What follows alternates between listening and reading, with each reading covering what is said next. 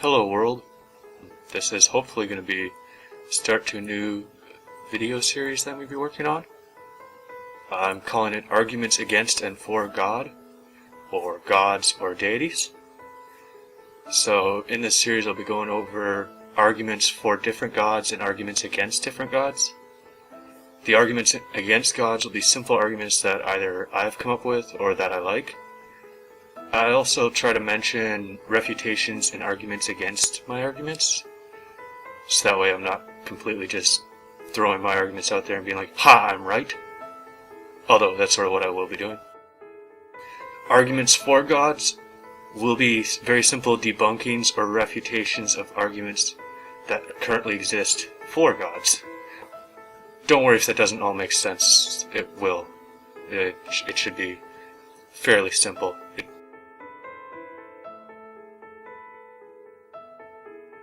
The Christian God is not just. This is an argument against the Christian God that I came up with during a dinner conversation with a Christian. Arguments over religion are not good dinner conversations. Neither of us left feeling very satisfied, although I was pretty full. We have two premises. Premise 1, any human is automatically condemned to hell. Original sin.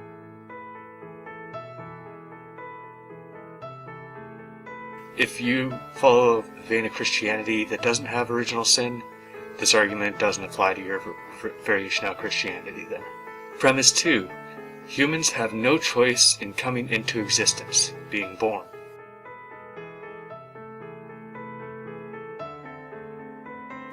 I think we can all agree that being born is not something we choose, so this brings us to a conclusion.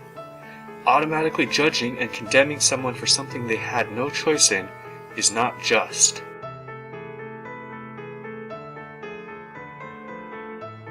Although this is a bit of an older theme in the Christian worldview, condemning and damning the children for the sins of their fathers, which brings us to the first argument against this, which is what she brought up. It was, we did have a choice when Adam and Eve first picked the fruit, and I had a few arguments against that. Unfortunately, some of them I came up with afterwards, so I didn't get to use them at the time. But judging and condemning someone based on someone else's mistakes is still not just. The whole idea of condemning the children for the sins of their fathers is still not just. I mean, that's what the whole premise of this comes from.